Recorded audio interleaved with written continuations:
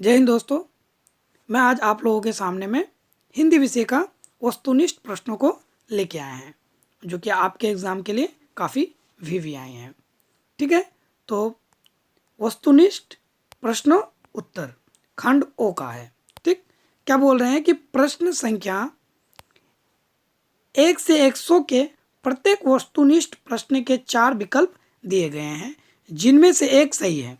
इन 100 प्रश्नों में से किन्हीं 50 प्रश्नों के अपने द्वारा चुने गए सही विकल्प को OMR सीट यानी उत्तर पत्रक पर चिन्हित करें। ठीक है, और एक प्रश्न के लिए आपको 1 नंबर मिलेगा और टोटल आपको कितने प्रश्नों को ये कर बनाना है, आपको 50 प्रश्नों को बनाना है। ठीक है, जो भी फ्रेंड्स मेरे इस वीडियो को नए देख रहे हैं तो हमारे यूट्यूब चैनल को सब्सक्राइब कर दे और बेल आइकन दबा दे, जिससे कि मैं जो भी इस चैनल में नए वीडियो अपलोड करूं वो आपको आसानी से मिलता रहे। और इससे पहले हम जियोग्राफी के, उसके बाद हिस्ट्री के और पॉलिटिकल साइंस के बहुत सारे इम्पोर्टेंट क्वेश्चन अपलोड किए हैं। जो भी फ्रेंड्स नहीं देखे हैं वो जा कर के प्लेलिस्ट में जा कर के देख सकते हैं, क्योंकि मैं उन्हीं प्रश्नों को आपके सामने में लेके आता हूं जो कि आपके एग्ज़ाम के लिए काफ़ी महत्वपूर्ण होते हैं। ठीक है फ्रेंड्स, तो आज के पहले प्रश्न है, तुलसीदास की माता का क्या नाम था। प्रश्न क्या है कि तुलसीदास की माता का क्या नाम था। तो इसका राइट आंसर क्या होगा? ऑप्शन नंबर सी इसका राइट आंसर होगा। ठीक है, अगले प्रश्न में चलते हैं। जाति शब्द का विशेषण है, इसका राइट आंसर क्या होगा? जाति शब्द का विशेषण क्या है? ऑप्शन नंबर बी जाति है। ठीक है, अगले प्रश्न में चलते हैं। तुम्हें क्या चाहिए सर्वनाम है, तो इसका राइट आंसर क्या होगा? कौन सी सर्वनाम है ये? निजवाचक, प्रश्नवाचक, संबंधवाचक, निश्चयवाचक। तो इसका राइट आंसर क्या होगा? ऑप्शन नंबर बी प्रश्नवाचक। ठीक है, अगले प्रश्न में चलते हैं। कवितावली का रचनाकार है। प्रश्न क्या है कि कवितावली का रचनाकार है, तो कौन है रचनाकार? ऑप्शन नंबर 20 का राइट आंसर है। ठीक है, अगले प्रश्न में चलते हैं। तार सप्तक के संपादक कौन है? प्रश्न क्या है कि तार सप्तक के संपादक कौन है, तो इसका राइट आंसर क्या होगा? ऑप्शन नंबर डी अज्ञे जी। इसका अज्ञे जी का पूरा नाम सच्चिदानंद हीरानंद वासियन अज्ञे जी। तो तार सप्तक के संपादक कौन है? अज्ञे जी। ठीक है, अगले प्रश्न में चलते हैं। आंखों के सामने के लिए एक शब्द है, यानी 4 जो विकल्प आपको यहाँ पे दिख रहे हैं, तो इनमें से बोल रहे हैं कि आंखों के सामने उसके लिए क्या है। यहाँ कोई एक शब्द है, बगल, प्रत्यक्ष, परीक्षण या परोक्ष। तो इसका राइट आंसर क्या होगा? ऑप्शन नंबर बी प्रत्यक्ष। ठीक है, अगले प्रश्न में चलते हैं। प्रश्न नंबर 7 क्या है आप लोगों के सामने में? गैंग्रीन क्या है, तो बताइए क्या राइट आंसर होगा इसका? देखिए, जो भी फ्रेंड को पहले से जिस प्रश्न का आंसर पता हो वो कमेंट बॉक्स में लिख सकते हैं कि आप लोग कितने प्रश्न का आंसर पहले से आपको पता था। ठीक है फ्रेंड्स, तो 7 नंबर का आंसर क्या होगा? गैंग्रीन क्या है? एक बीमारी। ऑप्शन नंबर डी इसका राइट आंसर है। ठीक है, अगले प्रश्न में चलते हैं। अपमान शब्द का विलोम है, तो इसका राइट आंसर क्या होगा? अपमान का विलोम क्या होता है? सम्मान। Option number B. ठीक है, अगले प्रश्न है। गिरा हुआ के लिए एक शब्द है। प्रश्न क्या है कि गिरा हुआ के लिए एक शब्द है, तो वो शब्द क्या है बताइए? इसका राइट आंसर क्या होगा? ऑप्शन नंबर सी पतित। ठीक है, अगले प्रश्न में चलते हैं। क्वेश्चन नंबर 10 क्या कह रहे हैं कि शिवा बावनी में कितने मुत्तक हैं। प्रश्न क्या है कि शिवा बावनी में कितने मुत्तक हैं, तो इसका राइट आंसर क्या होगा? Option number B 52। ठीक है, अगले प्रश्न है। बेईमान शब्द में उपसर्ग है, तो बेईमान शब्द में क्या उपसर्ग है? ऑप्शन नंबर सी इसका राइट आंसर है बई। अगले प्रश्न है। उच्च शब्द का विशेषण है, तो उच्च शब्द का विशेषण क्या है दोस्तों? ऑप्शन नंबर ए उच्चतर इसका राइट आंसर है। प्रश्न क्या है कि काठ का सपना किसके द्वारा लिखी गई है, तो इसका राइट आंसर क्या होगा? Option number A Gajanan Madhav Muktibodh, यानी काट का सपना किसके द्वारा लिखी गई है? गजानन माधव मुक्तिबोध। अगले प्रश्न है, जो स्त्री अभिनय करती हो के लिए एक शब्द है।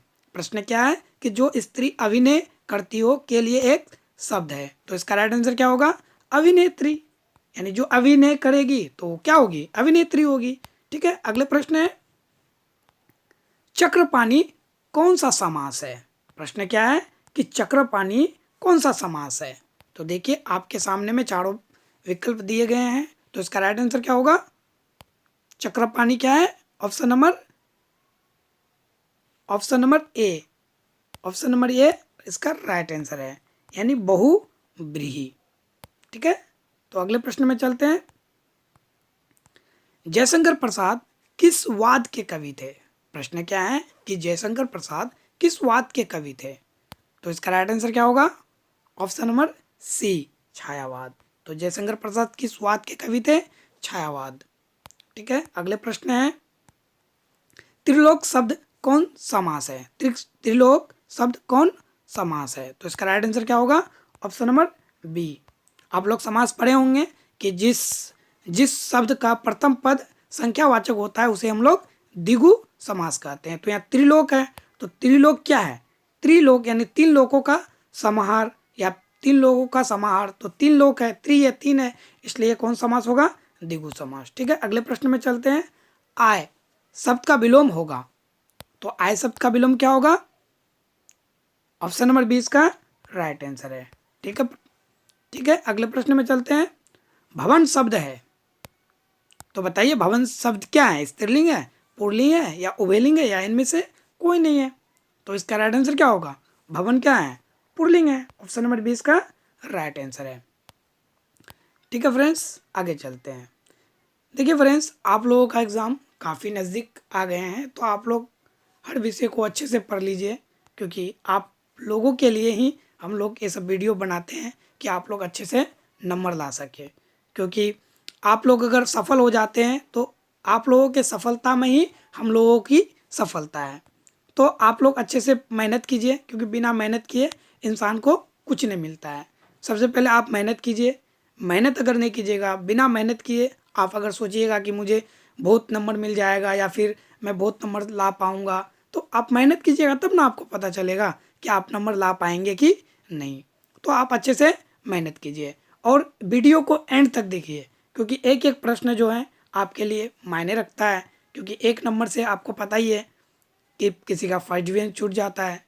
आप उनसे पूछिए एक नंबर की अहमियत, जिनका एक नंबर से फर्स्ट डिवीजन छूट गया हो, एक नंबर से जो पास ना हो सका हो। ठीक है, तो आप लोग अच्छे से पढ़िए। चलिए अगले प्रश्न हम लोग देखते हैं कि निस्तार शब्द का संधि विच्छेद है। प्रश्न है कि निस्तार शब्द का संधि विच्छेद है, तो इसका राइट आंसर क्या होगा? ऑप्शन नंबर सी, नी जोड़ तार। ठीक है, अगले प्रश्न है, शिवाजी के पुत्र का नाम क्या था? प्रश्न है कि शिवाजी के पुत्र का क्या नाम था? तो इसका राइट आंसर क्या होगा? Option number C, Sambhaji. ठीक है, अगले प्रश्न है आपके सामने में, कुर्सी शब्द का संज्ञा है। कुर्सी शब्द का संज्ञा है, तो कुर्सी क्या है? कौन सी संज्ञा है वो? जातिवाचक, व्यक्तिवाचक, भाववाचक या समूहवाचक? तो इसका राइट आंसर हो जाएगा ऑप्शन नंबर ए, जातिवाचक। तो अगले प्रश्न है, जयशंकर प्रसाद की नाट्य कृति है। प्रश्न क्या है कि जयशंकर प्रसाद की नाट्य कृति है, तो इसका राइट आंसर क्या होगा? ऑप्शन नंबर ए, ध्रुव स्वामिनी। इसका राइट आंसर क्या होगा? Option number A. ठीक है, अगले प्रश्न है कि किस कवि का मूल नाम वैद्यनाथ मिश्र है? प्रश्न क्या है आपके सामने में कि किस कवि का मूल नाम वैद्यनाथ मिश्र है? तो इसका राइट आंसर क्या होगा? ऑप्शन नंबर बी इसका राइट आंसर है, नागार्जुन। नागार्जुन को उसका जो मूल नाम जो था वैद्यनाथ मिश्र है। ठीक है, अगले प्रश्न है आपके सामने में, रघुवीर साय ने किस विषय से एमए किया? प्रश्न क्या है कि रघुवीर साय ने किस विषय से एमए किया? तो इसका राइट आंसर क्या होगा? ऑप्शन नंबर बी, अंग्रेजी। ठीक है, अगले प्रश्न है आपके सामने में, फणीश्वर नाथ रेणु की रचना है। प्रश्न क्या है कि फणीश्वर नाथ रेणु की रचना है, तो इसका राइट आंसर क्या होगा? ऑप्शन नंबर ए, मैला आंचल। ठीक है, अगले प्रश्न है, अर्धनारीश्वर किस विद्या से संबंध है? प्रश्न क्या है कि अर्धनारीश्वर किस विद्या से संबंध है? तो इसका राइट आंसर क्या होगा? ऑप्शन नंबर ए, निबंध। ठीक है। प्रश्न क्या है कि दाने दाने को तृष्णा मुहावरे का अर्थ है। तो इसका राइट आंसर क्या होगा? ऑप्शन नंबर ए, भूखमरी की स्थिति, यानी दाने दाने को तृष्णा भूखमरी की स्थिति होना। ठीक है। अगले प्रश्न है कि प्रतिनिधि में कौन सा उपसर्ग है? प्रश्न है कि प्रतिनिधि में कौन सा उपसर्ग है? तो इसका राइट आंसर क्या हो जाएगा? प्रति, ऑप्शन नंबर ए। तो अगले प्रश्न है आजन्म कौन सा समास है? प्रश्न क्या है कि आजन्म कौन सा समास है? तो इसका राइट आंसर क्या होगा? ऑप्शन नंबर डी, इसका राइट आंसर है अव्ययीभाव समास। आजन्म कौन सा समास है? क्या प्रश्न है कि आजन्म कौन सा समास है? तो इसका राइट आंसर क्या होगा? ऑप्शन नंबर डी, अव्ययीभाव समास। ठीक है। अगले प्रश्न है आपके सामने में कि जो बहुत बोलता है उसे एक शब्द में कहा जाता है। तो क्या कहा जाता है? यानी जो बहुत बोलता है उसे हम लोग एक शब्द में डायरेक्टली क्या कह सकते हैं? उसे हम लोग कह सकते हैं ऑप्शन नंबर सी, यानी वाचल। क्या कह सकते हैं? वाचल। ऑप्शन नंबर सी इसका राइट आंसर। यानी जो ज्यादा बोलता है उसे हम लोग क्या बोल सकते हैं? वाचल, यानी ज्यादा बोलने वाला। ठीक है। अगले प्रश्न है राजेंद्र का संधि विच्छेद क्या होता है? प्रश्न है कि राजेंद्र का संधि विच्छेद क्या होता है? तो इसका राइट आंसर क्या होगा? राज प्लस इंद्र, यानी ऑप्शन नंबर ए इसका राइट आंसर है। ठीक है। अगले प्रश्न में चलते हैं। सुंदर का पर्यायवाची शब्द है। प्रश्न क्या है कि सुंदर का पर्यायवाची शब्द है। तो इसका राइट आंसर क्या होगा? इसका राइट आंसर हो जाएगा मनोहर, ऑप्शन नंबर डी इसका राइट आंसर है। ठीक है। अगले प्रश्न में चलते हैं। चिरीमार कौन सा समास है? चिरीमार कौन सा समास है? तो बताइए। इसका राइट आंसर होगा ऑप्शन नंबर ए, बहुव्रीहि समास। ठीक है। अगले प्रश्न में चलते हैं। देखिए फ्रेंड्स, आप लोग जो भी इस वीडियो से जुड़े हैं और जो भी इस वीडियो को देख रहे हैं, आप लोग एक एक प्रश्न को देखिए और वीडियो को एंड तक देखिए, क्योंकि मैं आप लोगों के सामने या फिर आप लोगों के लिए जो वीडियो बनाता हूँ, मैं उन्हीं प्रश्नों को लेके आते हैं या फिर लेके आता हूँ जो आपके एग्ज़ाम के लिए काफ़ी महत्वपूर्ण होते हैं, जो खास होते हैं। ठीक है फ्रेंड्स, तो आप लोग वीडियो को एंड तक देखिएगा। और जो भी फ्रेंड्स इस वीडियो में नए जुड़े हैं वो हमारे यूट्यूब चैनल को सब्सक्राइब कर ले और बेल आइकन दबा दें।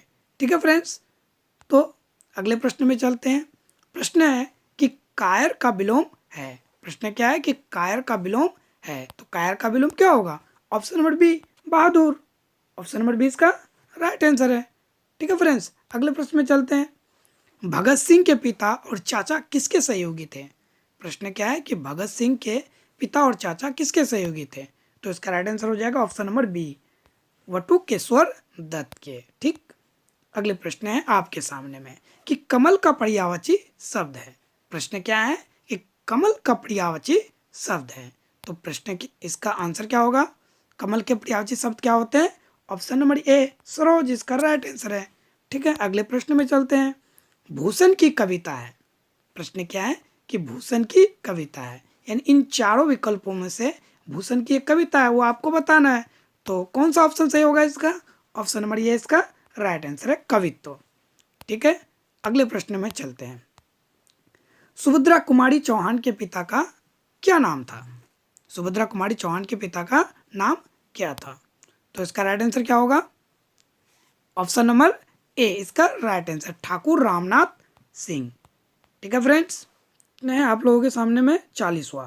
हारजीत शीर्षक कविता में मशक वाला क्या कर रहा है? क्या प्रश्न है कि हारजीत शीर्षक कविता में मशक वाला क्या कर रहा है? तो इसका राइट आंसर क्या होगा? ऑप्शन नंबर सी इसका राइट आंसर है कि सड़क सींच रहा है। ठीक है। अगले प्रश्न है सुकून की तलाश किसकी रचना है? तो इसका राइट आंसर क्या होगा? Option number B, Shamsher Bahadur Singh की। शमशेर बहादुर सिंह की। ठीक है। अगले प्रश्न है शिव शब्द का विशेषण होगा। प्रश्न क्या है कि शिव शब्द का विशेषण होगा। तो इसका राइट आंसर क्या होगा? Option number B. Option number B इसका राइट आंसर है। ठीक है। अगले प्रश्न में चलते हैं। सब धन 22 पसेरी मुहावरे का अर्थ है। प्रश्न क्या है कि सब धन 22 पसेरी मुहावरे का अर्थ क्या है? तो इसका राइट आंसर क्या होगा? ऑप्शन नंबर डी इसका राइट आंसर है, अच्छा बूढ़ा सबको एक समझना चाहिए। ठीक है। अगले प्रश्न है समाज शब्द का लिंग निर्णय करे। प्रश्न क्या है कि समाज शब्द का लिंग निर्णय कड़े। तो इसका राइट आंसर क्या होगा? ऑप्शन नंबर ए, स्त्रीलिंग। ठीक है, अगले प्रश्न है कपड़ा शब्द का पर्यायवाची होगा। ऑप्शन क्या है, प्रश्न क्या है कि कपड़ा शब्द का पर्यायवाची क्या होगा? तो इसका राइट आंसर क्या होगा? ऑप्शन नंबर ए, वसन। ठीक है दोस्तों, अगले प्रश्न में चलते हैं। जयप्रकाश नारायण के बचपन का नाम क्या था? जयप्रकाश नारायण के बचपन का नाम क्या था? तो इसका राइट आंसर क्या होगा? बाबुल, ऑप्शन नंबर सी। ठीक है, अगले प्रश्न में चलते हैं। उसने कहा था कहानी है। उसने कहा था कहानी है। तो इसका राइट आंसर क्या होगा? कैसा कहानी है? ऑप्शन नंबर सी, प्रेम पर बलिदान होने वाली कहानी है। ठीक है, ऑप्शन नंबर सी इसका राइट आंसर है। तो अगले प्रश्न में हम लोग चलते हैं। अगले प्रश्न आप लोगों के सामने है कि दमयंती स्वयंवर किस लेखक की रचना है? यानी दमयंती स्वयंवर किस लेखक के रचना है? तो ऑप्शन नंबर सी इसका राइट आंसर, बालकृष्ण भट्ट। ठीक है, तो अगले प्रश्न है बालकृष्ण भट्ट के पिता का क्या नाम था? बालकृष्ण भट्ट के पिता का क्या नाम था? तो इसका राइट आंसर क्या होगा? ऑप्शन नंबर बी इसका राइट आंसर है। ऑप्शन नंबर बी इसका राइट आंसर है, बेनी प्रसाद भट्ट। ठीक है, अगले प्रश्न है जो कि आज के इस क्लास का अंतिम प्रश्न है। प्रश्न क्या है कि तीव्र बुद्धि वाला कहलाता है। क्या है कि तीव्र बुद्धि वाला कहलाता है, क्या कहलाता है? इसका राइट आंसर क्या होगा? ऑप्शन नंबर बी इसका राइट आंसर होगा, कुशाग्र। ठीक है दोस्तों, आप लोग अच्छे से मेहनत कीजिए।